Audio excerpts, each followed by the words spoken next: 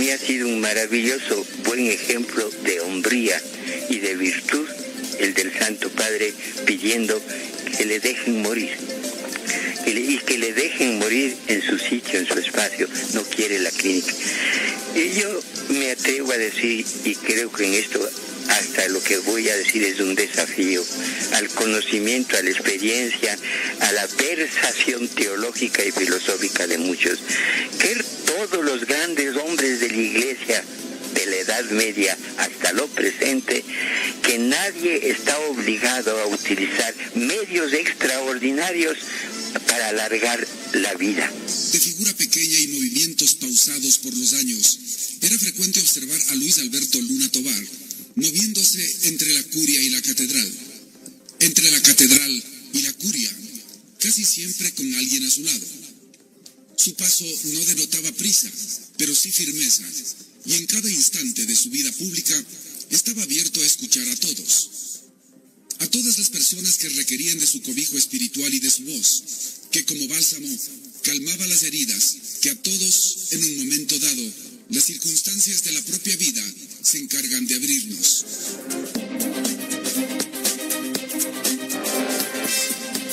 Nacido en Quito en el ya lejano 15 de diciembre de 1923, proveniente de una familia conservadora y acomodada, tuvo la fortuna de vivir desde su niñez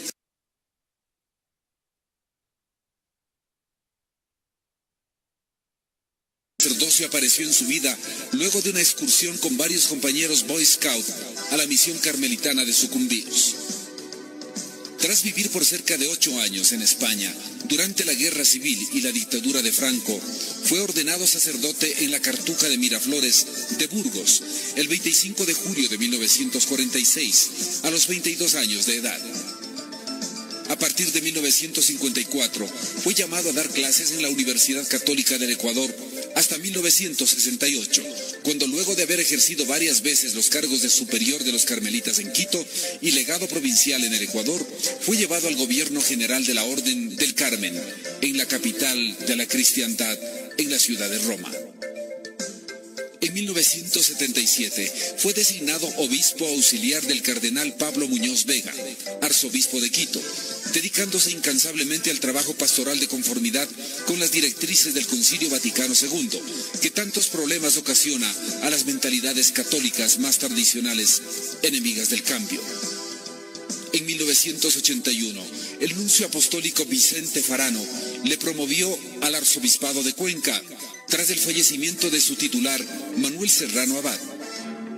Al principio se sintió sorprendido por la noticia, pero luego su responsabilidad y cercanía con los más pobres de una región aislada e históricamente abandonada del Ecuador fortalecería el sentido de su vida y de su vocación sacerdotal.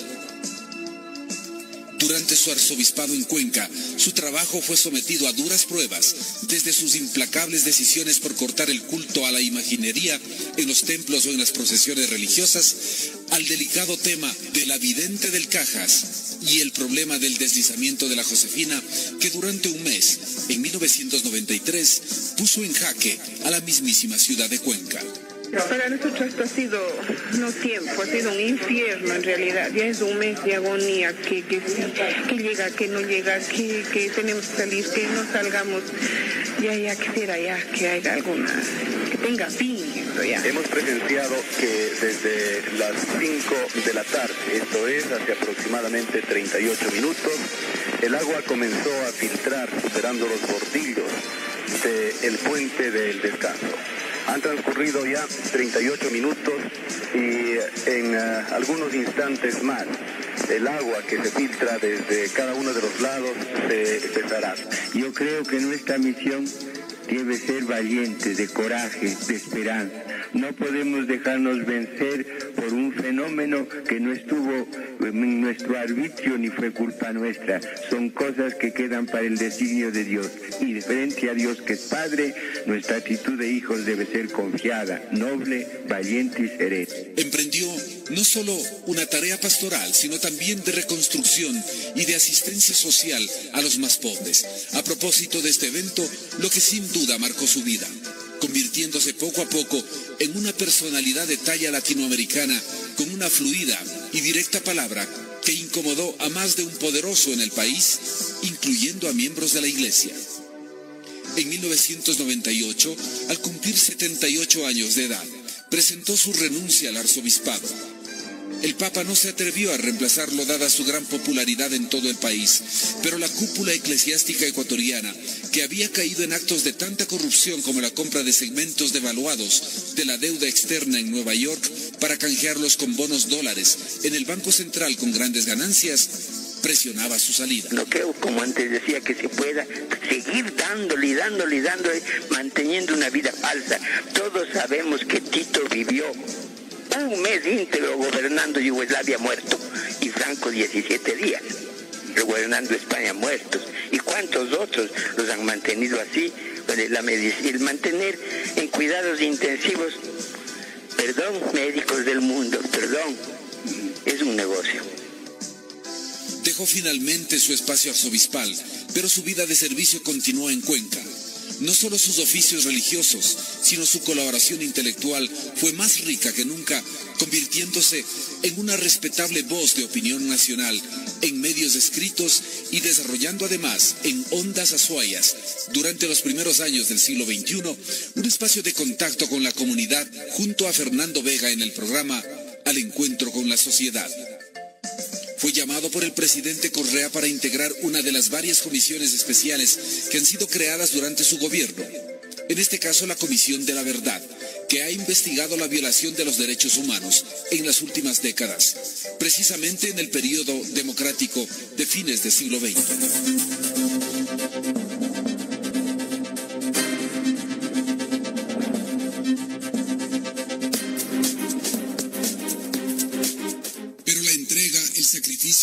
El enorme esfuerzo y compromiso con el país pasaron factura y una enfermedad fue progresivamente tomando posesión de su frágil cuerpo. Largos años de exilio de su querida Cuenca, ciudad a la que estuvo siempre dispuesto a volver, fueron el momento de una interiorización indescifrable, de un retorno a sus insondables mundos y espacios interiores, de una suprema resignación a la inevitable decadencia del cuerpo y de la mente. Mente y cuerpo que guardan sin embargo intacto el ímpetu espiritual de un hombre que entregó su vida en forma íntegra, desinteresada, humilde a los demás. Voces de la ciudad de Ondas Azuayas en su espacio número 1215. Quiere hacer pública la entrevista realizada hace casi 8 años en el programa 868 de Voces de la Ciudad, diálogo que sería la última conversación a fondo con Luis Alberto Luna Tobar. En este diálogo se siente el peso de los años y de la enfermedad, produciendo cansancio y fatiga. Sin embargo, es evidente también la prevalencia de su espíritu altivo, observador y crítico de la sociedad de la cual era su testigo. Saludamos a Monseñor Luis Alberto Luna Tobar en este día. Le agradecemos por recibirnos y por el día de hoy tener la posibilidad de conversar con el ex arzobispo de la ciudad de Cuenca. Monseñor Luis Alberto Luna Tobar, hemos ingresado en la página web y hemos buscado algunos datos suyos. Hemos encontrado abundante información que tiene que ver con las cosas que usted ha escrito en Diario Hoy, las cosas que usted ha escrito en los diarios de Cuenca, también publicaciones de obras suyas y también una reseña histórica de lo que ha sido su vida desde los años remotos, desde los años 20, cuando usted nace en la ciudad de Quito. Yo quisiera comenzar este diálogo conociendo algunos detalles de su niñez, aquellas cosas que seguramente a todos nos marcaron alguna vez en la vida y que a usted también los marcaron. ¿Cómo fue su niñez, Monseñor Luis Alberto Luna? Buenos días. Bueno, yo fui en una niñez muy feliz en un hogar que se quería mucho, que se amaba, que se entendía mucho y que tenía muchos hijos que también desde muy niños, desde la cuna, diría más, desde el vientre materno, nos entendimos. Todos había un entendimiento mutuo extraordinario. Eso creo que imprimió carácter en todos nosotros, en cada uno de nosotros, con diferentes modalidades, pero con una misma tonalidad de entendimiento, de comprensión, de sentimiento mutuo. ¿Era usted un niño travieso? ¿Era usted un niño muy educado, muy formalmente educado? ¿Cómo se describiría o autodescribiría usted cuando fue niño? Como un niño sumamente travieso, sumamente intranquilo, pero no de ninguna manera encontré ni una intranquilidad maliciosa, ni una travesura destructora. Todo lo contrario, una travesura muy constructiva, muy dedicada a los grupos grandes de amigos que tenía, y especialmente al grupo que formaba alrededor de mi casa, con un muchachito de raza negra, Jorge, hijo de la Cleofé, una cocinera de casa, que era extraordinariamente querido por todos nosotros y que fue como una especie de guía de nuestra niñez y paso de niñez a juventud. Extraordinario modelo humano que imprimió un carácter muy grande en todo el grupo de nosotros. ¿Recuerda usted una travesura de niño, una especial, alguna que le sacó de quicio a su mamá o a su papá? Bueno, el gran temor que tenían era por mi afición, diría yo que innata, aunque en eso me equivoco, porque ni mi papá ni mi mamá demostraron una afición como la que yo y todos los más en la familia hemos tenido por los toros.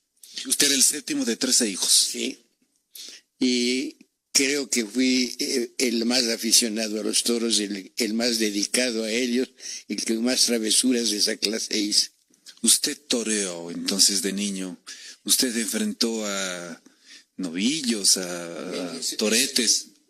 Algo más que terneros, novillos, de becerritos en las haciendas, y después ya cuando entré en el colegio de los jesuitas, ya en el primer año de colegio, me escapaba con un gran amigo de todos nosotros los aficionados a los toros, con Arturo Gangotena Escudero, que nos prestaba la hacienda y el ganado, porque él tenía su ganadería, y con eso vivíamos nosotros desde los 11, 12 años de edad, toreando permanentemente, constantemente. Leí una biografía suya que usted toreaba incluso, o toreó alguna vez incluso con sotana.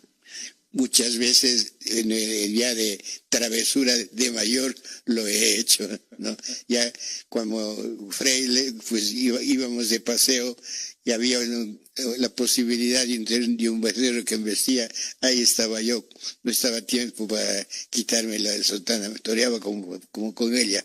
¿No tuvo accidentes? No, gracias a Dios no tuve. Bueno, accidentes, cornadas limpias que se llaman en tauromaquia, pero no, nunca cosa grave.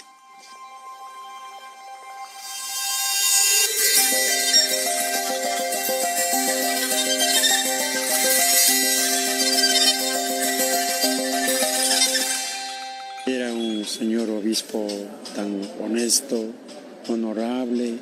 Como yo soy del campo, he oído eso yo. ¿Cómo lo debe recordar Cuenca a Monseñor? Es que tienen que recordar, y tenemos que recordar por las buenas actuaciones que el señor excelente señor obispo fue.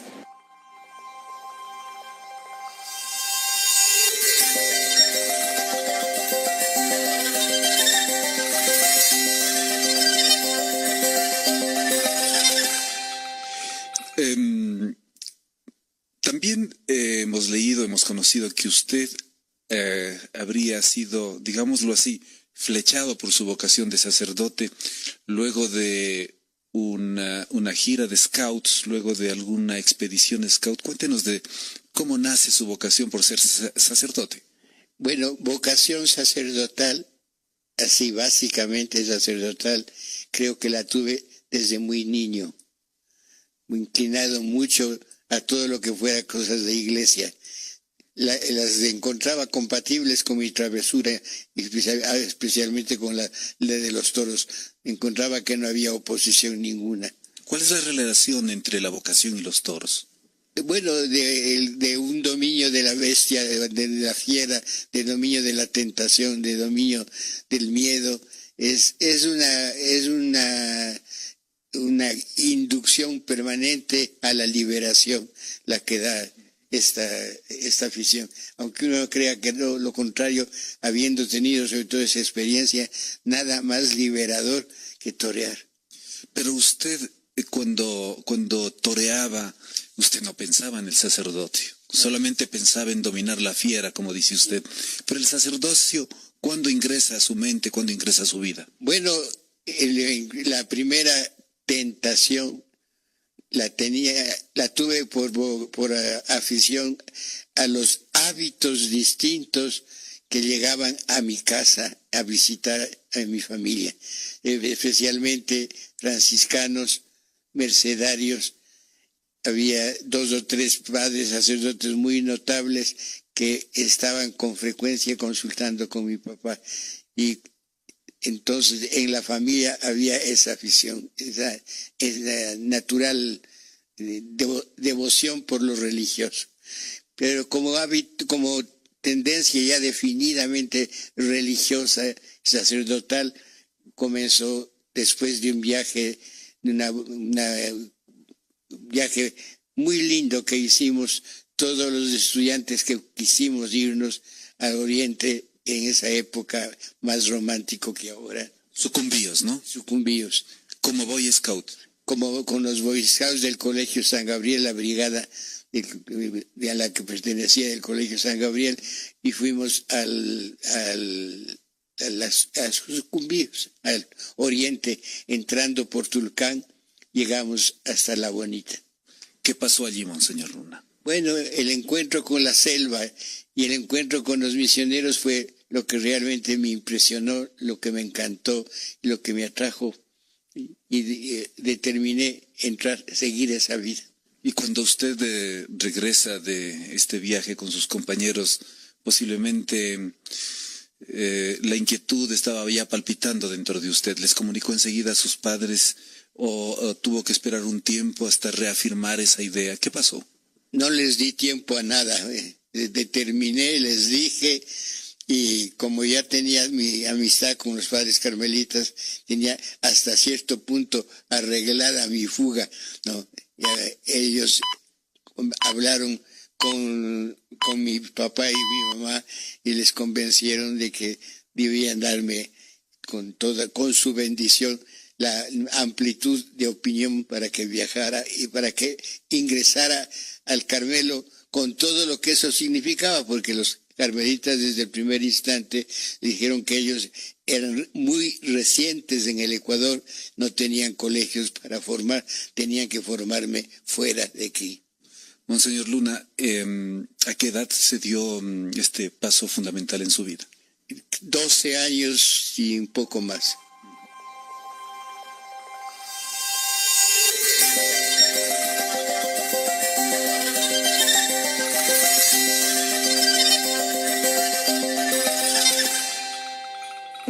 Que hacía buenas obras en la Iglesia Católica. ¿Cómo cree usted Cuenca lo debería recordar? Haciendo los monumentos. Bien. Claro, eso es lo más que quiere para recordar al Monseñor Alberto Luna Tobar.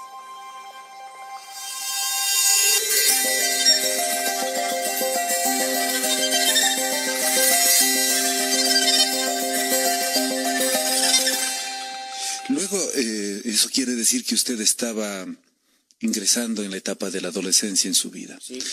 Esta relación natural que se establece desde un hombre hacia una mujer, desde una mujer hacia un hombre, y en este momento que es tan crucial, en donde tantos cambios hormonales se dan, en donde tantas cosas pueden suceder, de alguna manera perturbó el camino que usted en un momento dado a sus 12 años ya había trazado. No. Nunca tuve problema en ese sentido. Tuve siempre mucha simpatía con las mujeres que estuvieron alrededor de mi vida. Nunca las vi como tentación, siempre me gustaron. Nunca hice el asco o la fuga de algo que es natural. Gracias a Dios he sido lo más simple, sencillo y natural en eso, ¿no? Pero ¿se podría decir que alguna vez usted se enamoró? Bueno, tuve muchas enamoradas. aprecia todo ese sentimiento y ese deseo de entrar en lo que entonces imaginaba que era una vocación religiosa. Tuve muchas enamoradas, de ellas de mí y yo de ellas. Cosa de niños, ¿no? De muchachos ya, después de los 12 años. De muchachos después creo que ya no, porque ya entré en una vida de convento, los carmelitas en España, fuera de toda la disciplina del hogar y de la intimidad que da el hogar para toda relación afectiva. ¿Usted viaja a España más o menos a los 18 años? No. ¿Antes? Fui a España de 13 años y medio.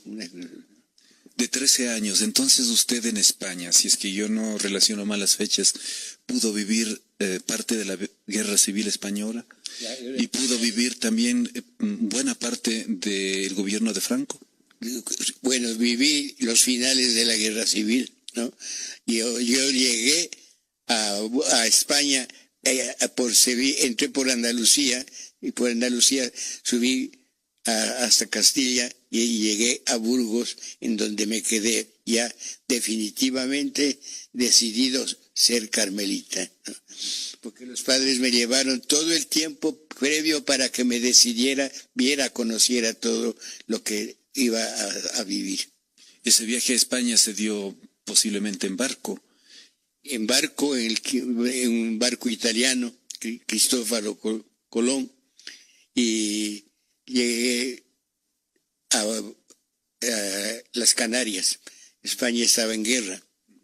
Entonces, en Canarias estuve unos 3 meses, y a los 3 meses de un barco chiquito de guerra, de cabotaje bélico, pues llegué a la península, llegué a Cádiz, desde Cádiz subí hasta Burgos, donde pasé la mayor parte de mi vida en España.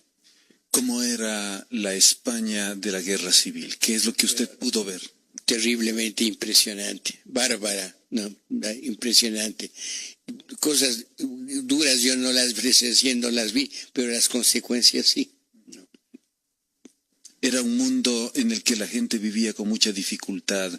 Seguramente hoy tenemos una España absolutamente diferente, pero el mundo de aquella España, incluso que tiene matices de romanticismo, en donde se ve mucha vida campesina, mucha vida bucólica, es una combinación que se daba también con la pobreza en España. Sí. Bueno, España era terriblemente desconcertante y atractiva en los dos sentidos, porque tenía de todo lo viejo, lo antiguo, lo nuevo y lo fresco, mezclados, dándote impresiones terriblemente fuertes, traumatizantes sobre las exigencias naturales de la vida.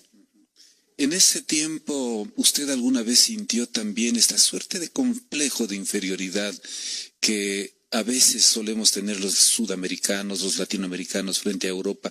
Esta suerte de dependencia cultural, esta suerte de pensar que Europa siempre nos puede o nos debe enseñar algo y nosotros estamos allí para aprender, incapaces también de enseñar algo. Bueno, tengo que agradecer a España, a mis superiores carmelitas, a mis hermanos de la orden, compañeros, que todos me acogieron con amplitud absoluta y no tuve ningún problema de cohabitación con ellos, de formación conjunta. Yo llegué prácticamente un niño, y fui desarrollándome en medio de ellos con un temperamento al principio aparentemente contradictoria. Después los entendimos maravillosamente bien. Yo les comprendía y ellos me entendían. Y fueron conmigo inmensamente generosos. Todos. No tengo ningún caso de ninguno con quien hubiera tenido problemas de simpatía o antipatía. Todos igualmente me estimaron. De modo que mi formación en ese sentido, tuvo un medio ambiente lo más amplio, lo más generoso, lo más asequible. Y yo respondí. En esa novelería de mi primera edad, de mi primera juventud, respondí en absoluto a todo lo que conmigo querían como experiencia de formación, ¿no?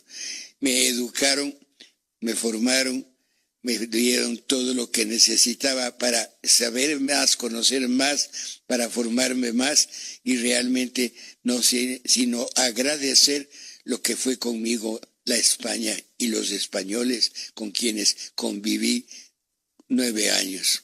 ¿Era la España de los años 30, de los años 40? Era la España de los años 30, de los años 40, y conocí después que en el proceso de inicial no, pero después, según seguí formándome, conocí todas las etapas y los fenómenos diferentes que tenía esa España bárbara en algunas cosas y tan rica sentimentalmente y generosa en otras.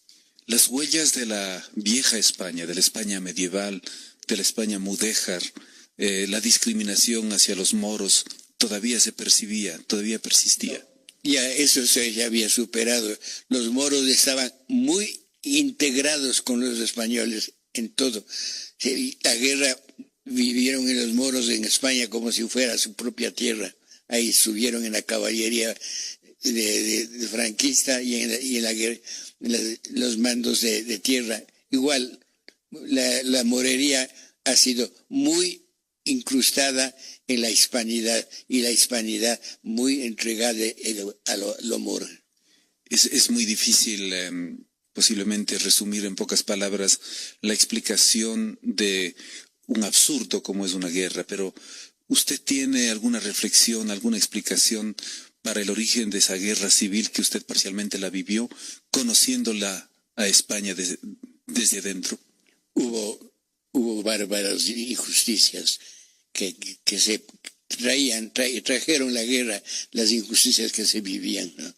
El pueblo mismo español reaccionó contra sus propias injusticias. Usted regresa luego a Ecuador ordenado ya de sacerdote, sí, en la Orden de los Carmelitas. Sí. Sí. Y regresa a ser profesor de la Universidad Católica en la ciudad de Quito, y también, entiendo, comienza a trabajar en parroquias. Sí, apenas llegué, entré a trabajar en parroquia enseguida, ¿no? Como sacerdote. Joven, en Quito, fue un impacto muy grande en la sociedad de Quito. Creo que causé impresión, simpatía por mi formación, por mi manera de ser y por mi carácter muy personal y muy definido. Pero la posibilidad que tuve yo de trabajar entregado por completo a la gente que venía a trabajar conmigo, que venía a dirigirse espiritualmente conmigo, se la debo a la confianza y facilidad que me la dieron mis superiores y mis hermanos de hábito, de comunidad. Es decir, yo fui mimado por todos ellos. Usted tiene una carrera que se va consolidando rápidamente y asume posiciones importantes en la Iglesia ecuatoriana, y yo diría no solamente en la Iglesia ecuatoriana y en la Iglesia latinoamericana, pero al mismo tiempo, Monseñor Luna, y de esto hemos conversado más de una vez, usted era considerado también el sacerdote de las familias potentes, ricas de la capital de la República. ¿Era justo este calificativo? No, eso tenía que venir a la fuerza, porque la gente se fijaba que yo era bien recibido, que yo era muy atendido por la gente más distinguida de la ciudad, de la nación. Su familia también era una familia distinguida. Era una familia muy conocida y muy relacionada política y socialmente, ¿no? Entonces yo fui acogido, no puedo decir sino que obra del medio en el que actué fue el trabajo que realicé. Usted se mantiene entonces en la ciudad de Quito, y en un momento dado a usted le comunican por allí a fines de los años 70, a principios de los 80, que tiene que venir al arzobispado de Cuenca. Lo importante es saber de qué manera la experiencia de Cuenca marca su vida. Yo entiendo que la vida es la suma de una serie de experiencias que se van dando. De hecho, España lo marcó, de hecho, sus experiencias en Quito lo marcaron, pero yo tengo la impresión de que Cuenca fue especialmente fuerte en su vida. Muy fuerte para mi vida, muy fuerte, definitivamente. En primer lugar, la salida mía de Quito y paso a Cuenca no fue así una cosa que me agradara, que me viniera a mi gusto. Me sentí como una imposición. ¿Se sentía un poco castigado? No castigado, sino que impuesto, que querían probar mi rebeldía o querían probar mi disponibilidad, que estaba a prueba.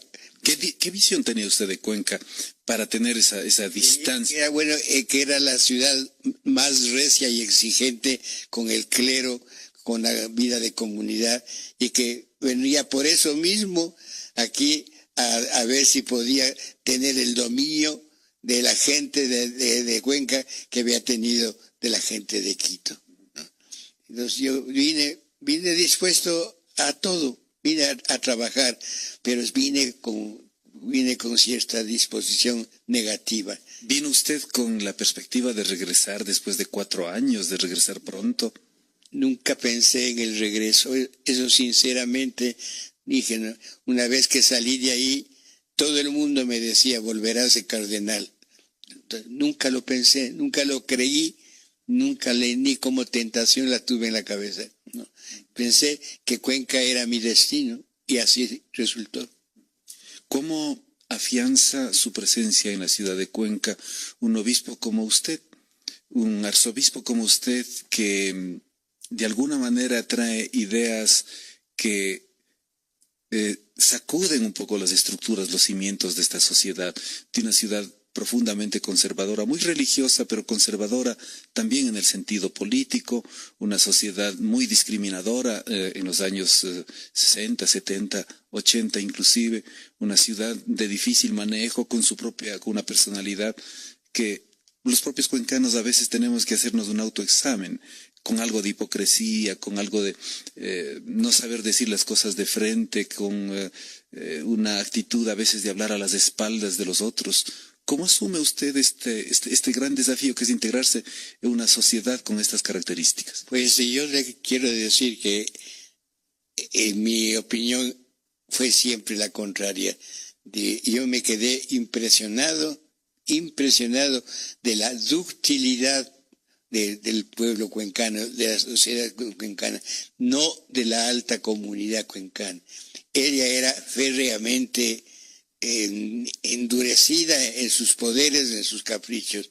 Como no me dio miedo, tuvieron que por sí mismos abrirse y dejarse que entrara yo con mi posición social, con mi dedicación a los más pobres y sobre todo con mi entrega sencilla a todo el mundo.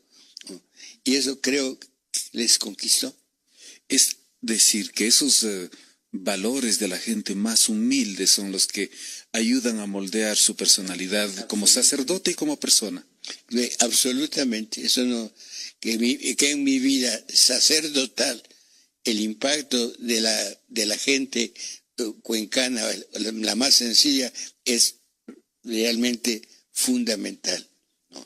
Y me cambian.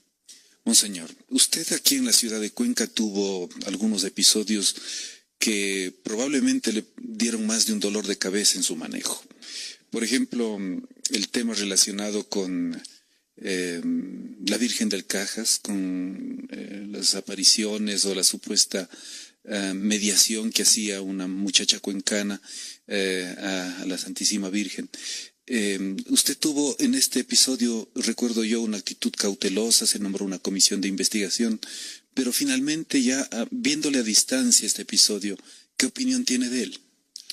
Bueno, yo de ella, de la vidente, siempre hice todo lo posible por cuidarla, para que no la manejaran todas las impresiones sutiles de la gente y todos los comentarios fáciles de los que menos entienden de estos problemas espirituales.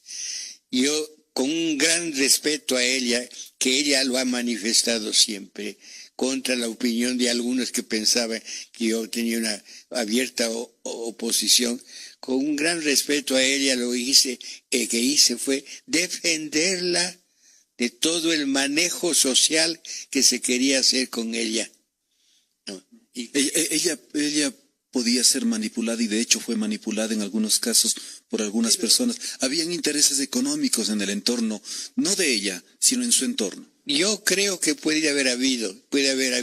No, la verdad es que ella fue lo más noble, lo más clara, lo más definida en todo. Ahora, alrededor de ella había figuras que nunca me aceptaron y que yo posiblemente entendí por qué no me aceptaban, porque estaban muy contra la mentalidad mía en estos órdenes sociales, ¿no?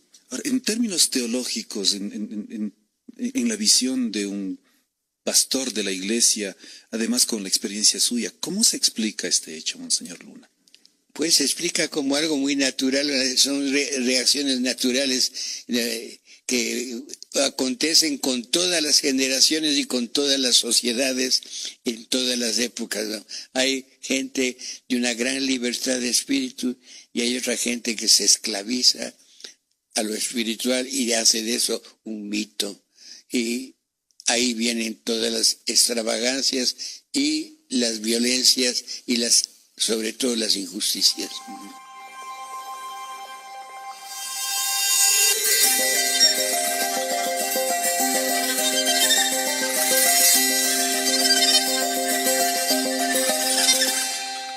Al Monchito, sí.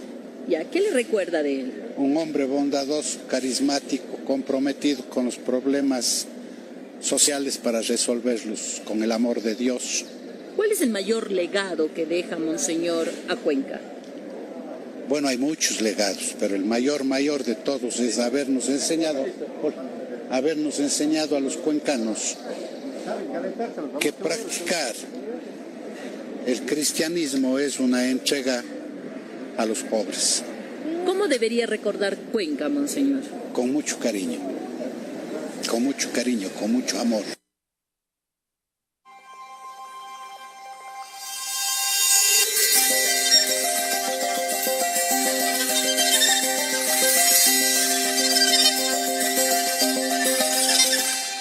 Monseñor Luna, el otro episodio muy importante en su vida es el que está relacionado con el problema de la Josefina. ¿De la Josefina? Uh-huh. Bueno, yo no sé cuál sea lo que vieron en mal de mi actitud en la Josefina, en todo lo que sucedió cuando el problema que se conoce con el nombre de la Josefina. Dichosa ella, porque en realidad fue un movimiento que conmovió y que urgió el cambio de muchos, en muchos sentidos buenos, ¿no? Yo ahí sí me dediqué por completo y creo que hice una obra grande. Hasta ahora me asusta todo lo que pude conseguir y todo lo que pude hacer en poco tiempo, porque cambiamos radicalmente solamente en reconstrucción de lo que se perdió en las poblaciones más humildes de Cuenca. Con la Josefina hicimos lo que no ha hecho nadie de todos los reconstructores sociales que aparecen de vez en cuando. Era el mes de abril de 1983 y yo recuerdo que fue, pienso yo, para muchas personas, incluido yo, el momento en el que más le conocimos al arzobispo de Cuenca de ese momento. Recuerdo que usted muchas veces llegaba a caballo a los sitios en donde tenía la necesidad de llegar por asistencia social. Recordemos lo difícil que era llegar a Xixi o San Cristóbal, etcétera, estos lugares en donde la gente se congregaba. Y recuerdo también que la gente caminaba y todos los días hacía una suerte de procesión en la carretera panamericana en el punto al que había llegado el agua. Esa fe, esa actitud de la gente, ¿cómo interpretarlo en una situación como estas? Bueno, yo entiendo que la conmoción íntima tiene los efectos más impresionantes y contradictorios, que es bien difícil interpretarlos exactamente, ¿no? Pero yo creo que la gente respondió de un modo extraordinario. Pues gente que se quedó sin nada, construyeron, reconstruyeron. De ahí no esperaron después con las manos tendidas que les sigan ayudando. Ayudaron. La gente no se quedó con su desgracia, con su dolor, con su tragedia y con su llanto pagado. No, es gente valiente, trabajó y siguen trabajando y siguen unidos. Yo, si es que el día de hoy hacemos un recorrido por la zona que estuvo inundada, verdaderamente podemos ver el florecimiento de un nuevo jardín.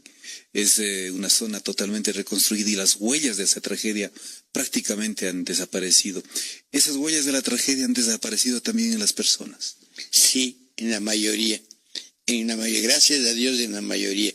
Y han desaparecido en bien, en positivo, ¿no?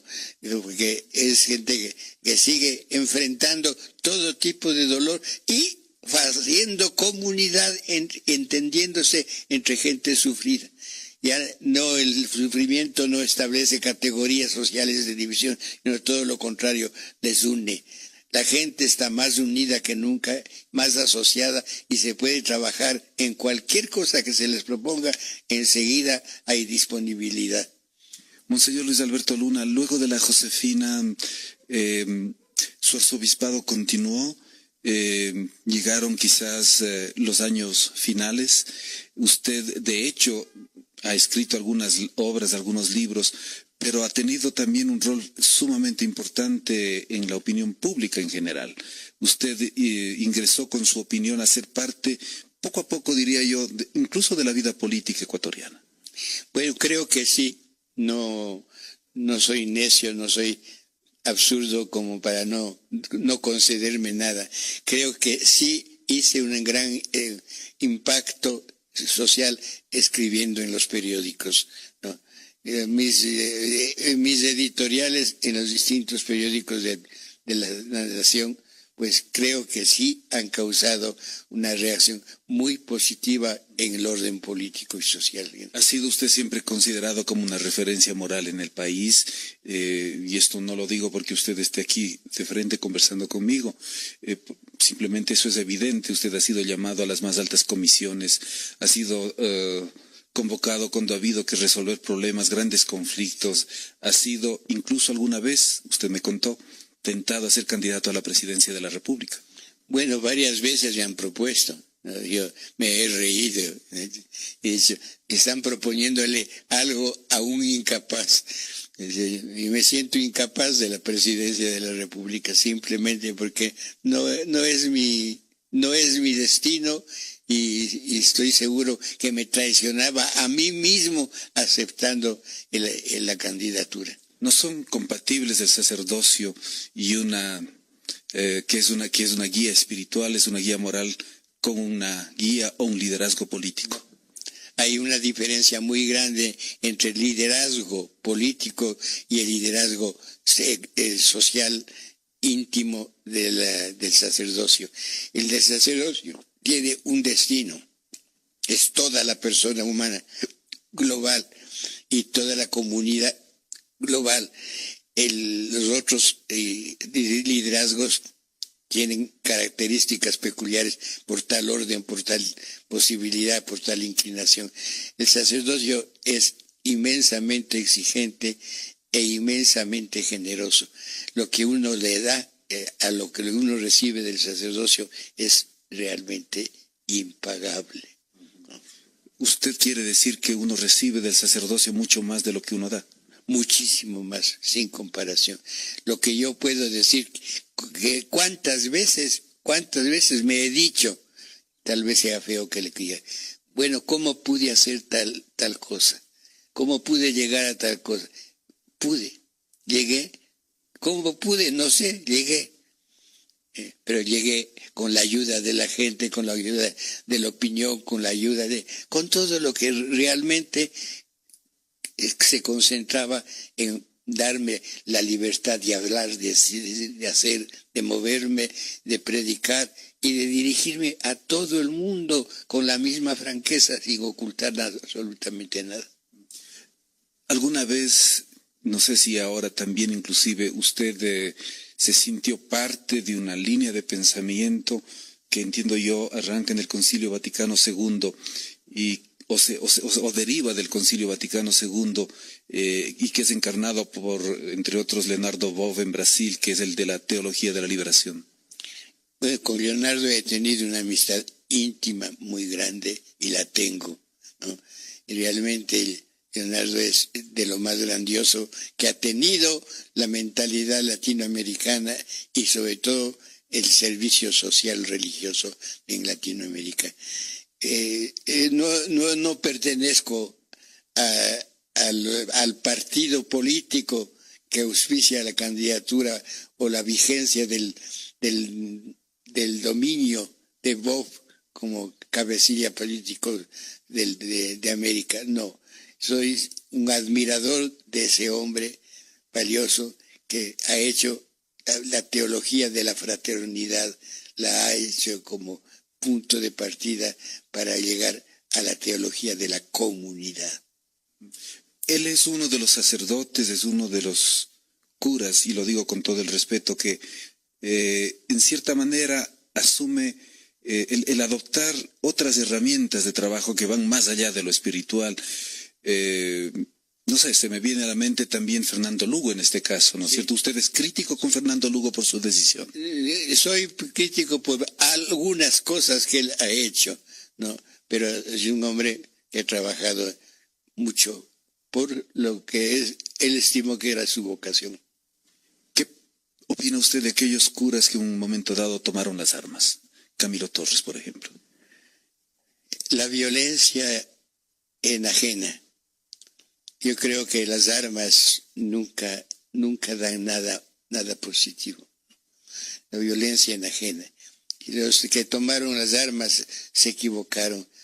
Perdieron el control de lo mucho que tenían y que tienen como poder mayor que el de las armas, que es el de la convicción que les hace vivir lo que predican y lo que hablan, vivirlo y entregarlo.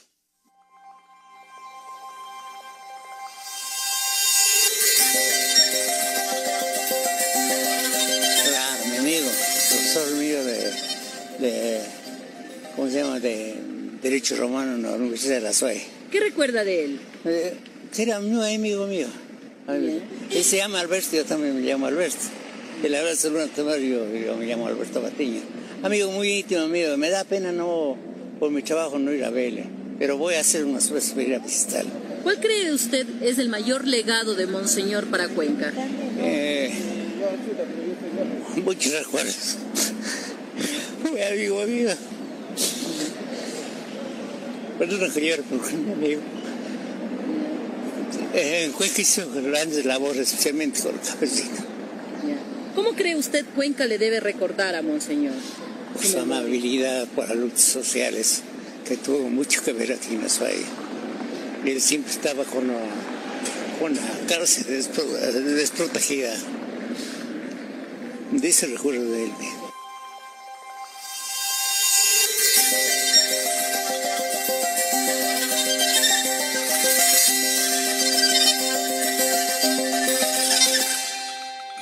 ¿Cuál es su opinión para venir a un tema que es más cercano a nosotros de la participación política de Fernando Vega? ¿Usted cree que Fernando Vega dio un paso apropiado en un momento dado en su vida, que él tuvo que dar, que él se vio moralmente obligado a dar, o fue un resbalón en su vida sacerdotal? Y ¿cómo encuentra usted que está actuando la Iglesia frente a Fernando Vega? ¿Es justo lo que ha pasado hasta este momento con él? Bueno, no me quiero entrar en la calificación de justo o injusto. Yo le he calificado a Fernando como uno de los sacerdotes y sigo pensando como uno de los sacerdotes más preparados y de alma más libre y más comprometida y entregada que tenía la Iglesia del Ecuador, ¿no? La Iglesia en todo el Ecuador. Fernando es un inmenso valor humano y en cuanto a la actitud que ha tenido es de una valentía inmensa que no la tienen la mayoría de las personas que hablan, pero se quedan en unos límites. Él se ha ido por encima de todos los riesgos a seguir hablando de su doctrina y de su posición. Él, por otro lado, ha tenido frente a la Iglesia y frente a los superiores de la Iglesia el respeto más profundo. Nunca, por duro que le hayan tratado, por fuertemente que le hayan tratado algunos mayores de él nunca ha tenido una reacción violenta. Es un hombre de una pasividad grandiosa, de una serenidad muy grande. Es un sacerdote del Señor. Con Fernando Vega estuvimos quizás 3 semanas atrás asistiendo en la extrema unción a una persona que pocas horas después murió. Él está, sin embargo, prohibido de ejercer los oficios religiosos. Me refiero a la Santa Misa, me refiero a la comunión, etc. Pero yo entiendo que como persona cualquiera puede ser, incluso una persona que no sea sacerdote, asistir a una persona que está apagándose en ese momento. ¿Cree usted que a Fernando Vega se le deberían devolver todos los derechos sacerdotales? Él debería estar otra vez en pleno ejercicio. Además, pienso yo que está en un momento de alta vitalidad intelectual y física todavía para ser un gran sacerdote. Claro, siempre es momento para este regreso a la comunidad nuestra, que él no se ha salido de ella, le hemos echado a nosotros, ¿no? Pero que él regrese sería realmente lo más noble y decente de Fernando. Ojalá eso acontezca. Y creo que la actitud que él tiene en estos momentos, dentro de las limitaciones que ha recibido, es grandiosamente humana, admirable, valiente, humilde y muy generosa. Quedándonos todavía en el mundo de la Iglesia, usted, incluso ya como sacerdote, ha podido vivir de cerca el apostolado de varios papas. Entiendo yo que a partir de Juan 23, sí. Juan 23, Paulo VI, Juan Pablo I, Juan Pablo II y Benedicto XVI. ¿Admira especialmente a alguna de estas personalidades? A todos ellos de una manera muy, muy, muy especial a Pablo VI. Detrás de usted hay una fotografía suya. Sí. Usted debe tener unos 50 años posiblemente, junto a Pablo VI. Conmigo fue de una bondad inmensa. Nunca supe por qué razón, pero tuve muchas ocasiones de estar cerca de él y de tratarle en problemas de distinto orden. Y fue de tal delicadeza que yo tengo una verdadera admiración. ¿Por qué es especial Pablo VI para usted? Yo le encontraba una mentalidad tan extraordinaria que estaba por encima de todo lo ordinario, ¿no? Pero con un corazón y una generosidad, una entraña viva tan limpia que realmente me impresionaba. Pablo VI es una persona que pone semillas para que la Iglesia se incorpore un poco más también en la vida terrena, en la vida de la sociedad. Sí. Es decir, no solamente preparándonos para el más allá, que es un poco el mensaje que la Iglesia sistemáticamente ha dado desde hace mucho tiempo. Yo no soy teólogo y perdóname si me equivoco, pero yo entiendo que Pablo VI siembra muchas cosas que en este momento la propia Iglesia las está cosechando y por ende la propia sociedad las está cosechando. Claro, en absoluto, tienes toda la razón. Eso es lo grandioso de Pablo VI. Vive una realidad que ojalá la viviéramos todos, ¿no? Y él no se acobarda ni se asusta por todo lo negativo que puede venírsele encima desde su posición de entrega de la palabra y de entrega del pensamiento a estos grandes ideales de entendimiento mutuo, de comprensión, de trabajo conjunto, de manos alzadas, manos unidas, todas.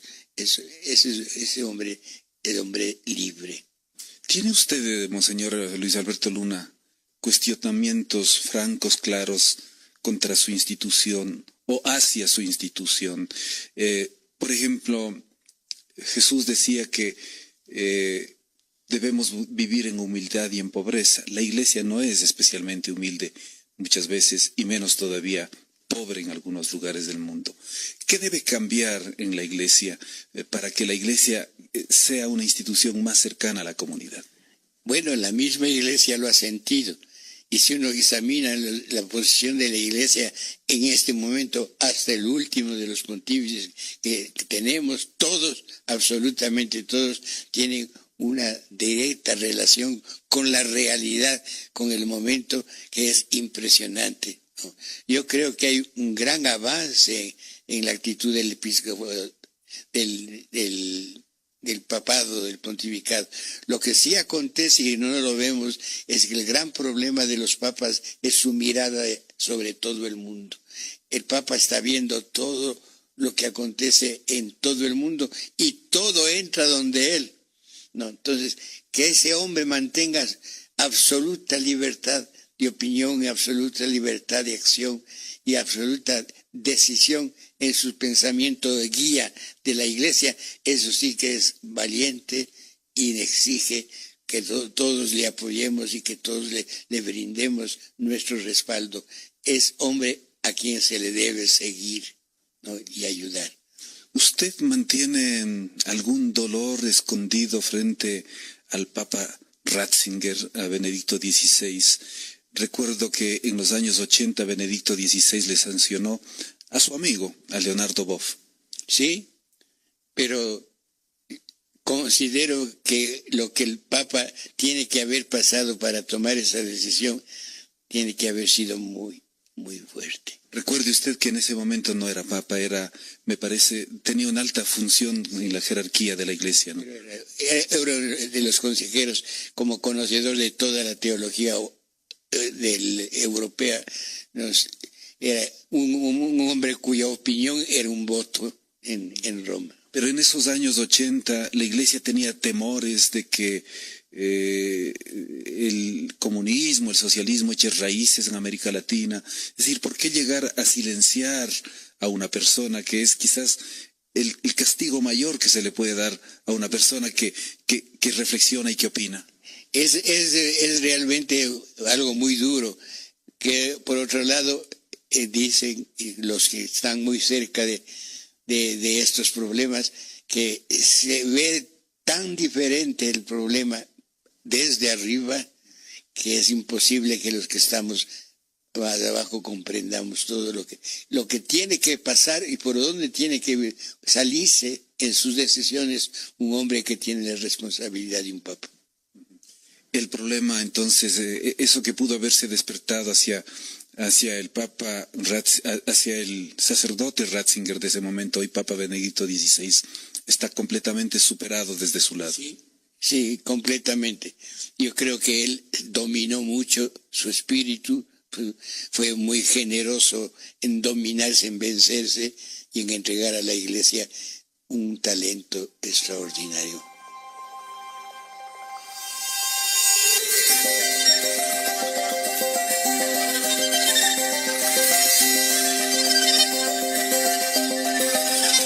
Claro, sí, conocí muy bien. ¿Qué recuerda de él? Que era un excelente consejero, excelente sacerdote aquí en la ciudad de Cuenca, muy querido. ¿Cuál cree usted fue el mayor legado que deja Monseñor? El mayor legado, la honradez, la pulcritud de parte de él. ¿Cómo le debe recordar Cuenca? Cuenca le debe recordar a él como una persona muy importante, que él ha hecho mucho por los pobres. Aquí Cuenca ayuda muchísimo a los pobres, a la gente desprotegida.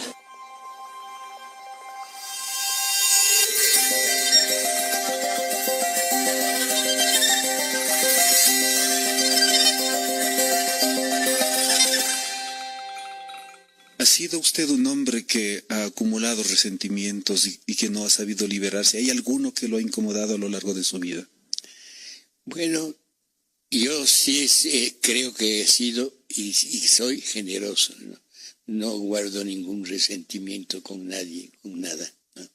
Absolutamente, soy generoso. Ahora, he causado problema con mis actitudes, que me perdonen.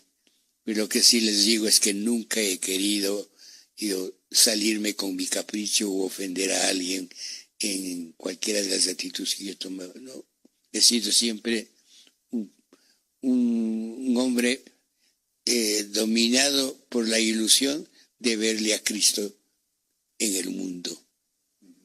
Esta perspectiva de alguna manera ha sido empujada por vivir la realidad, es decir, por sentir con tanta proximidad el entorno en el que usted se encontraba, las diferencias sociales, las injusticias, y muchas veces esas palabras han terminado hiriendo a algunas personas que justamente no coinciden con esa forma de pensamiento. Es la verdad. No hay nada que más convenza que la identificación con los problemas, viviéndolos, ¿no? Eso convence, y eso es lo que creo que tiene que hacer un sacerdote, vivir los problemas, y entonces puede comprender mejor qué soluciones son las que se deben dar. Quisiéramos terminar esta primera parte de este programa, que más se ha centrado en los temas eclesiásticos o teológicos, preguntándole a usted si deben haber cambios importantes en la Iglesia en ciertos temas. Por ejemplo, ¿qué va a pasar con la Iglesia a futuro respecto al celibato? ¿O cuál es la opinión que usted tiene sobre el sacerdocio femenino? ¿O la posición de la Iglesia sobre la eutanasia o los anticonceptivos, las formas de anticoncepción que han ido progresando científicamente, pero frente a los cuales la Iglesia ha mantenido posiciones un poco rígidas, digámoslo así? Creo que las ha de mantener. No pienso que las vaya a cambiar en ninguno de los problemas, y las seguirá con la misma actitud rígida. Por otro lado, creo que no le cabe tener otra posición, porque cualquier posición débil en esta materia provocaría una catástrofe moral muy grande en todo el mundo. No es de alguna forma, pero mantenerse en una posición contracorriente, un poco anacrónica, que le impide a la Iglesia integrarse mejor a la sociedad. No, yo creo que el gran problema y el gran mérito de la Iglesia frente a otras agrupaciones o sociedades rectoras del pensamiento del mundo es que ha sabido mantener siempre su pensamiento sin renunciar a la libertad de saber expresarlo y de saber conversar con otros que no tengan la misma identidad. Usted recuerde que, por ejemplo, me parece que con Juan Pablo II aparecieron nuevos pecados, o no sé cómo expresar exactamente, pero se calificaron nuevos pecados. Por ejemplo, fumar era un pecado para la Iglesia porque, claro, hace daño a la salud. Y entiendo que la Iglesia tiene la misión, tiene la vocación de orientar para el bienestar personal. Pero son pecados ante Dios realmente. No son esas pequeñas cosas, o que pueden ser muy grandes, las que le ponen a la Iglesia en una posición siempre distante de la realidad de la sociedad, en una posición un poco conservadora. Sí, tienes toda la razón. Y gracias a Dios que no la ha conservado siempre, eso poco a poco se ha superado.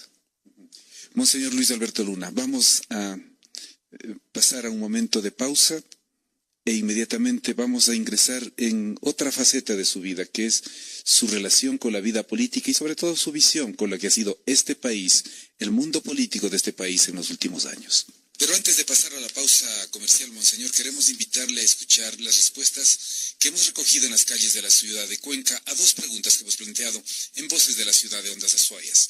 La primera, según su punto de vista, ¿cuáles son los defectos y las virtudes de Luis Alberto Luna Tovar? Y la segunda, al regresar luego de la pausa comercial, el público responderá a la siguiente pregunta. En lo político, ¿cómo califica el rol del exobispo de Cuenca, Luis Alberto Luna Tovar? Nos vamos a la primera respuesta, luego a la pausa comercial y al regresar la segunda respuesta a nuestras dos preguntas. que tenga muchos defectos, pero tampoco, digamos, él es un ex prelado, ya debe estar más bien dedicado a su convivencia con Dios, y realmente no le encuentro defectos yo a él.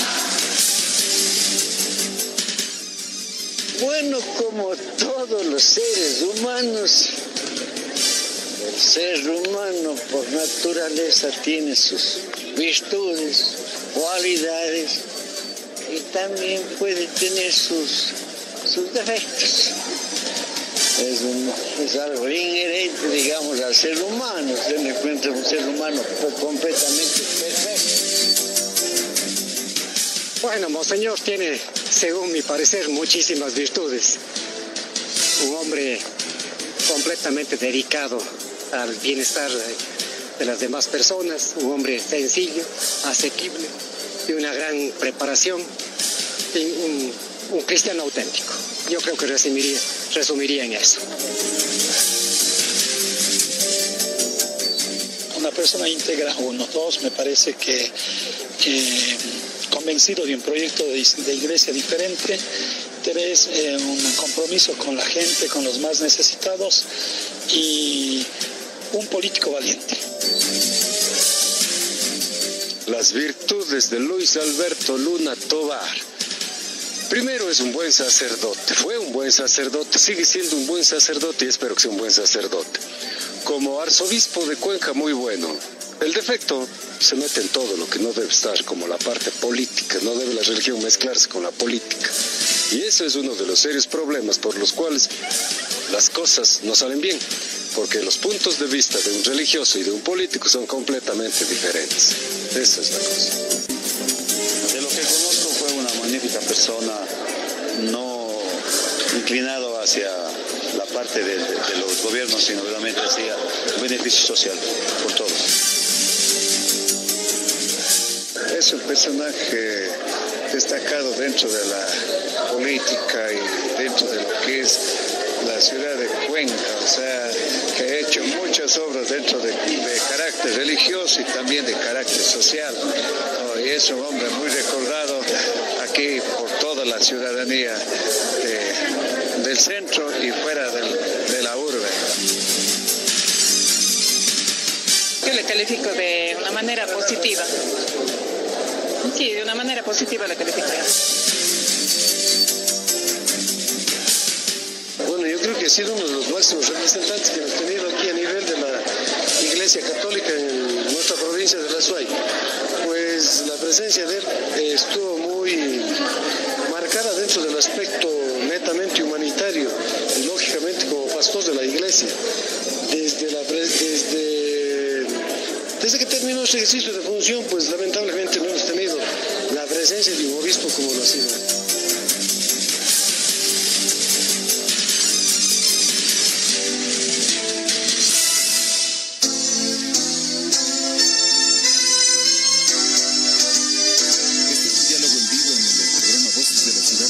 Monseñor Luis Alberto Luna Tovar. Monseñor Luis Alberto Luna Tovar, el país recuperó lo que podríamos denominar una democracia nominal a partir del año 1979, luego de un periodo de dictaduras militares que coincidieron además con el descubrimiento del petróleo en el Ecuador. Se ha dicho que el petróleo es una riqueza maldita para el Ecuador. Se ha dicho también que la democracia ha sido una democracia ficticia a partir de 1979. De este último periodo, del cual usted sí ha sido un testigo directo, ha sido incluso un actor en muchos episodios, ¿qué reflexiones tiene cuando estamos viviendo un momento político también complejo, difícil, siempre expectante, con el gobierno del presidente Correa? Pero conozcamos primero una reflexión sobre su perspectiva hacia atrás de lo que ha sido la democracia en el Ecuador a partir de 1979. La democracia ha tenido una evolución muy profunda, muy honda en quienes la viven más que en quienes la la producen o la dirigen. Yo creo que los pueblos, las comunidades han ganado mucho en su sentido de comunidad. Realmente la comunidad, que es lo fundamental en la vida política, es algo que hay que sentirlo vivamente y hay que poder vivirlo muy claramente, muy sin ambajes, muy sin ocultamientos o disfraces. Y yo creo que eso, si en ese orden hemos ganado enormemente en el mundo presente. Hay una gran limpieza de actitud y de traducción del pensamiento a la vida. Es nítido, claro y preciso. Gracias a Dios, en eso hemos avanzado enormemente. En otras épocas no ha habido estos avances. ¿Por qué? ¿Y qué actitud ha tenido en esas épocas la Iglesia? Muchas veces la Iglesia ha sido en sus decisiones muy tolerante, otras veces muy dura. ¿Por qué tan dura en esas ocasiones y por qué tan tolerante en otras? Simplemente por una atención a la conducta humana, a la sensibilidad humana, a la disponibilidad del ser humano para vivir la comunidad, para vivir lo social. No está todo el mundo educado para vivir socialmente. Siendo seres sociales por naturaleza, no vivimos la sociedad todos con el mismo pan, con el mismo sentido, con la misma claridad. Y por eso la Iglesia tiene como maestra, tiene que tener de vez en cuando actitudes un poco contrarias a lo que creíamos que debía ser su actitud. Pero ha sido más bien una defensa de la unión humana lo que a la Iglesia le ha llevado a tomar esas actitudes. Hubo periodos en los que la Iglesia se confundía con el poder político. ¿Esta necesaria independencia considera usted que se ha ido ganando a lo largo de las últimas décadas? Creo que sí, pero sin indiscusión ninguna. Antes mira, que un sacerdote esté en un gobierno, en un ministerio pidiendo algo, era considerado como una cosa sorprendente. Hoy están buscando que vayamos a los ministerios, que vayamos a tener contacto con las autoridades para traducir ese contacto en bienestar social. Eso, hemos ganado una gran libertad de comunicación y de expresión entre los que hacemos la política y los que la vivimos. Monseñor Luis Alberto Luna, la secuencia de gobiernos democráticos en el país no ha sido fácil. Hemos tenido periodos de una relativa estabilidad, quizás hasta el gobierno de Sixto Durán Ballén, salvando el accidente y el fallecimiento del presidente Jaime Roldós, que fue el presidente que inauguró el nuevo periodo democrático ecuatoriano. Luego de Sixto Durán Ballén se vinieron una serie de acontecimientos, de eventos que marcaron duramente al país. Desde Abdalá Bucaram a Correa pasamos por un triunvirato efímero de pocas horas, por Rosalía Arteaga posiblemente en el poder, por Fabián Alarcón, Yamil Mawad, Noboa, Gustavo Noboa, Lucio Gutiérrez, Alfredo Palacio y ahora el presidente Rafael Correa. ¿Cómo interpretamos esta profunda, esta terrible inestabilidad en la política ecuatoriana? ¿Por qué, si usted considera que la comunidad ha crecido en términos políticos, eso no se refleja en las élites políticas que han gobernado el país en las últimas décadas? Tienes toda la razón. Ahora, ¿por qué? El por qué, entiendo que el asunto que hay que buscarlo en la base, en los orígenes, la educación. Yo creo que el gran cambio que ha habido en la política ecuatoriana se debe a cambio en los educadores. Yo creo que hay más formación de conciencia en este momento, más atención a los problemas morales y cívicos que lo que había en otros momentos. Ahora bien, esa mayor atención no sé si ha tenido las consecuencias tan lógicamente deseables que debíamos buscar y esperar de eso, porque ha habido gente que ha acogido bien todas las enseñanzas nuevas y otra gente que ha creído que es perder la libertad el volverse a esclavizar a teorías o a pensamientos que ya se superaron. No sé si me explico bien. Sí, bueno, yo no sé si es que usted está refiriéndose particularmente al socialismo del siglo XXI y al gobierno del presidente Rafael Correa. Vamos a abordar en la última parte del programa algunas facetas y algunos elementos que creo que son importantes del gobierno del presidente Rafael Correa y es importante que usted los analice y usted los comente.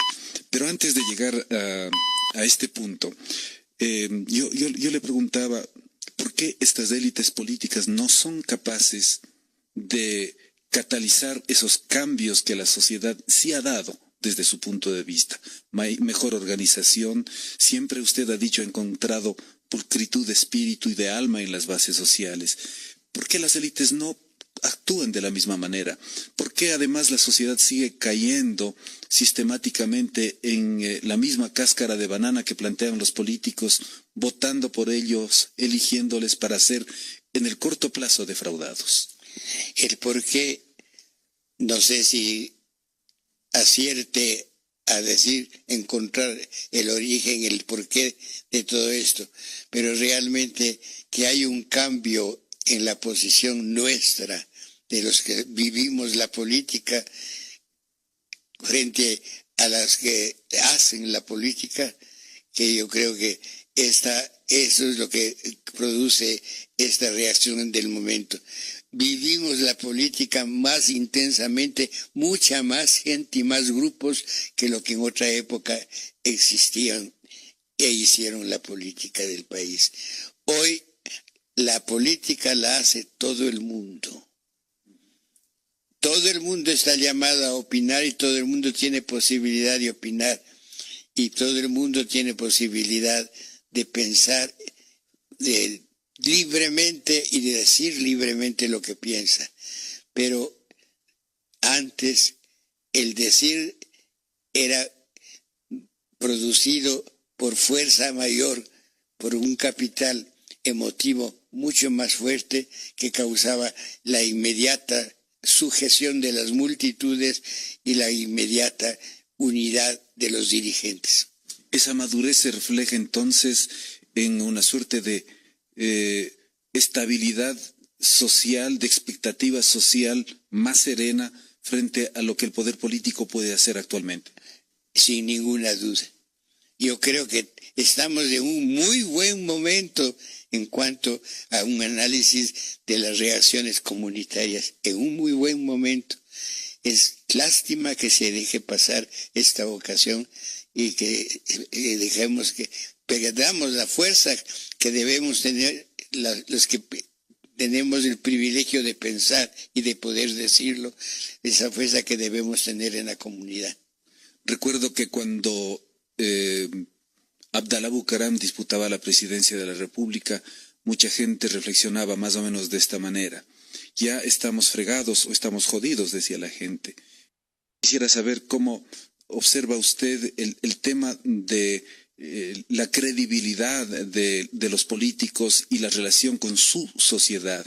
Es decir, ¿cree que efectivamente con esta sociedad un poco mejor organizada, un poco más formada, podemos comenzar a pensar en votos más conscientes de aquí a futuro? Sí, eso digo que la sociedad más formada vota con más conciencia, ¿no? Y al votar con más conciencia se puede esperar una mayor unidad de la comunidad en todo lo que significa ya las decisiones que de esa voluntad común tienen que nacer.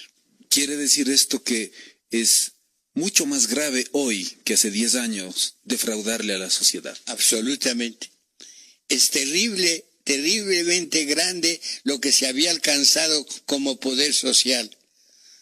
Y el momento que se le defraude eso a la multitud, a la gente, estamos perdiendo la batalla que hemos ganado.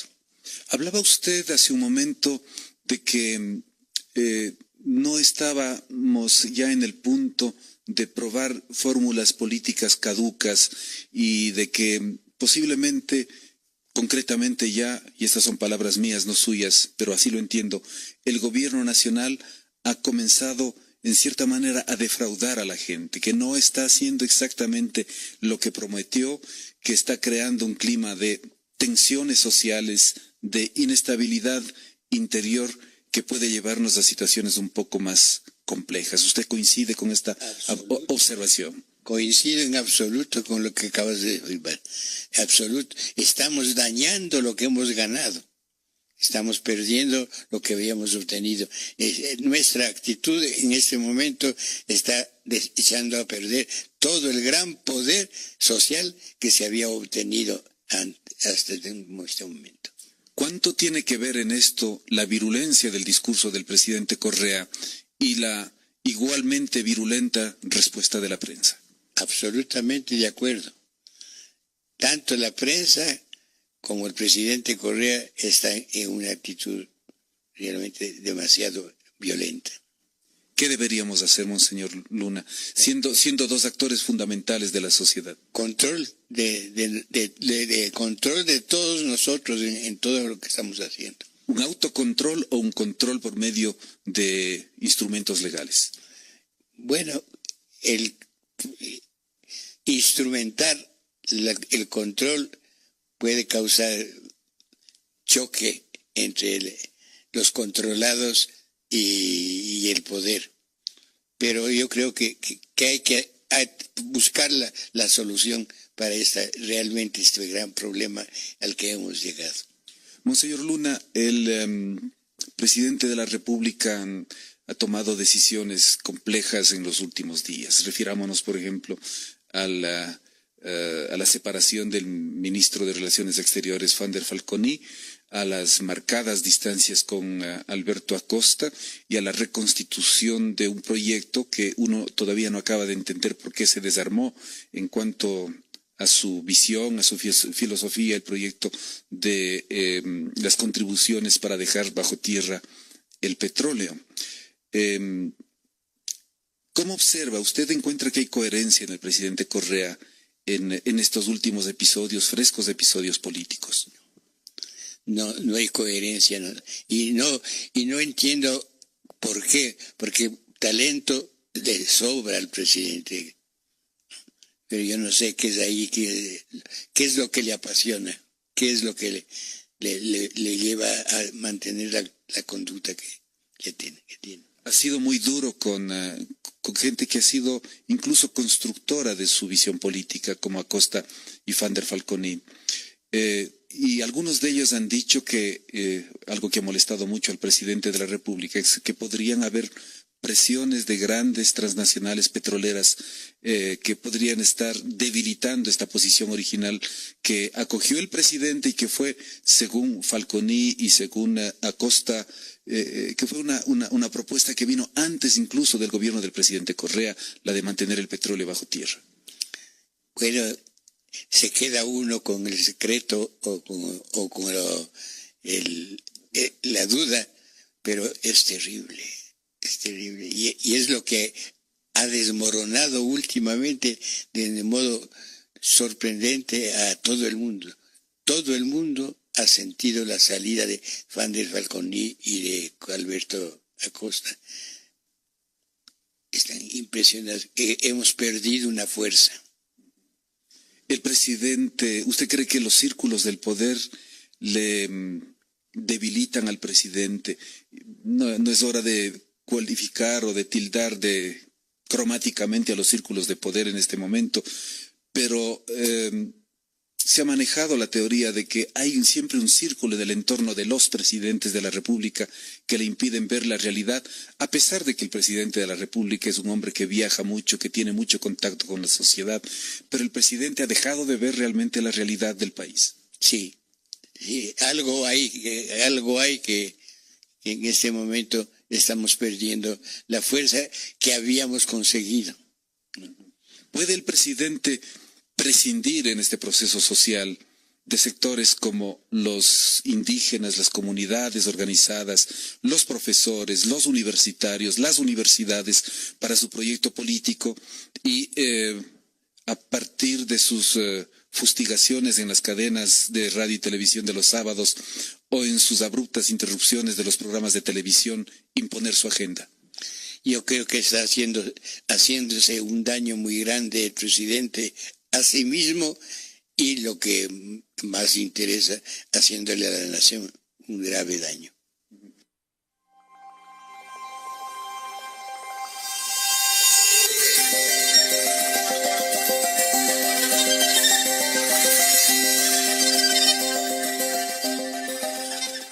De Monseñor Luna hay muchas cosas que podemos decir, ¿no? Pero ante todo debemos resaltar su papel como pastor, esa personalidad que la conocimos aquí en Cuenca durante casi 30 años, porque él fue 19 años arzobispo de Cuenca y luego como emérito pasó unos 10 años más. Entonces Cuenca tuvo la oportunidad de conocer esa personalidad, sus criterios, sobre todo esa cercanía de pastor, el cariño que le profesaba a la gente. Un hombre que era capaz para reunirse con intelectuales, con gente de la política, de la vida social, con las familias, con los pobres, los campesinos, con la gente del pueblo. Entonces podemos decir que siempre fue un pastor cercano, así como hoy nos lo recuerda el Papa Francisco, un pastor con olor a oveja.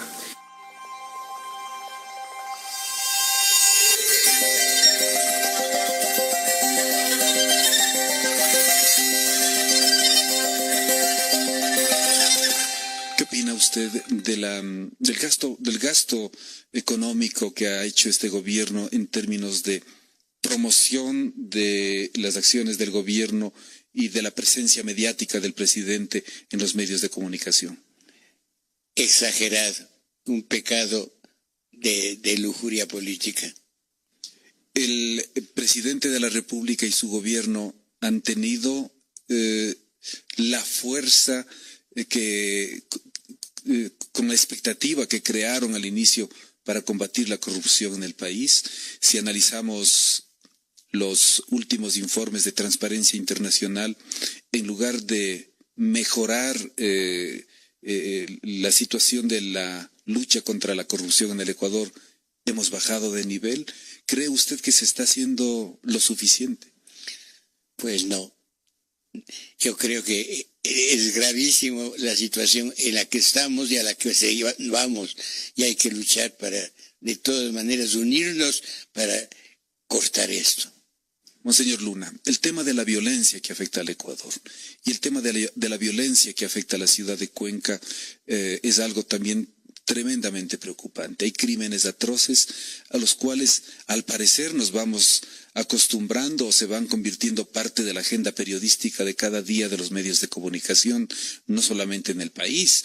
En Guayaquil aparecen un día 5 personas asesinadas, acribilladas, en Manta otro tanto, aquí en la ciudad de Cuenca una persona porque se resiste a un robo le terminan matando. Este es un escenario nuevo para los cuencanos, para los ecuatorianos, yo diría, en general. Recuerde usted que hace no más de 10 años al país se le llamaba una isla de paz frente a los problemas que tenían Colombia y el Perú. Sí. Hemos perdido mucho, por eso digo, porque estamos en este momento en un ambiente de violencia increíble, ¿no? Y no se hace absolutamente nada por restablecer o recuperar lo que sí teníamos. ¿Dónde se origina esa violencia? ¿En qué se origina? Llorad, hermanos, todos en él pusimos nuestras manos, ¿no? Yo creo que muchos tienen culpa. Finalmente, Monseñor Luna, si usted pudiera hablar con el presidente de la República, si usted pudiera hablar con el presidente de la Asamblea, Fernando Cordero, ¿qué es lo que les quisiera decir frente a frente, cara a cara, con toda su experiencia, con toda su visión espiritual y con toda su fuerza espiritual y su visión política? Trabajen por el Ecuador, no por cada uno de los dos. Trabajen por el país, no por los intereses individuales. Trabajen por la unidad de pensamiento ecuatoriano, no por la pasión de los caprichos individuales. Y luego de que usted les haya dicho esto a las autoridades nacionales, Monseñor Luna, queremos saber también qué es lo que le diría la gente a usted si pudiera hablarle cara a cara. Estas son las respuestas. Nada, o sea, que siga su posición siempre cuando él disfrute de su salud, porque él ya es alcanzado de edad y veo que los días domingos él cumple con su misión hacia Dios y las misas que él hace cada domingo. Que siga en su posición en la que Dios, como Dios manda, y siga dando los mejores mensajes a los feligreses, ya que la misa que él imparte es maravillosa para nosotros los católicos. Que Dios le siga acompañando hasta siempre. O sea, que él continúe haciendo lo que hasta ahora hace, celebrando sus misas, dando los buenos consejos en las misas también a las personas que vamos a misa, y que continúe así, y pues que Dios siempre le dé salud para que él siga apoyando al pueblo a su año.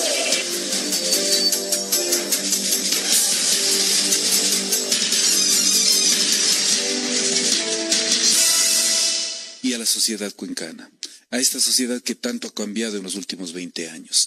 Usted la ha visto transformarse sin duda, lo hemos visto todos, quienes tenemos estamos sobre los 50 años de edad y usted con mucha más experiencia y quizás con mucha madurez. ¿Cómo ha cambiado Cuenca? ¿Qué no debe cambiar más en Cuenca? ¿Y qué debería cambiar para que esta ciudad recupere su seguridad, su personalidad, su voz en el contexto nacional? Encontrar todos los vínculos de unidad que hemos perdido, volverlos a utilizar para unirnos y para comulgar íntimamente en el desarrollo de una política de estabilidad, de paz, de serenidad y de encuentro social. ¿Somos una sociedad más egoísta el día de hoy? Sí, desgraciadamente sí. Nos hemos perdido esa grandiosidad de la comunión que existía antes. ¿Los medios de comunicación cuánto tienen que ver en esto? Llorad, hermanos, todos en él pusimos nuestras manos, ¿no? Muchas gracias, monseñor. La comunidad le escucha en este momento y yo le dejo para que libremente utilice este último segmento del programa para un mensaje final suyo. Bueno, que sigamos luchando por encontrar todos los medios que nos unan, que busquemos la paz en la lucha con acierto, con dignidad, con valentía, y que sobre todo no olvidemos que la patria la construyen todos y cada uno. No hay nadie libre de responsabilidad ni nadie libre de posibilidad. Todos y cada uno de nosotros hacemos patria nueva. Muchas gracias, monseñor Luis Alberto Luna Tovar. Gracias por su atención, amigas y amigos oyentes, y un feliz día domingo.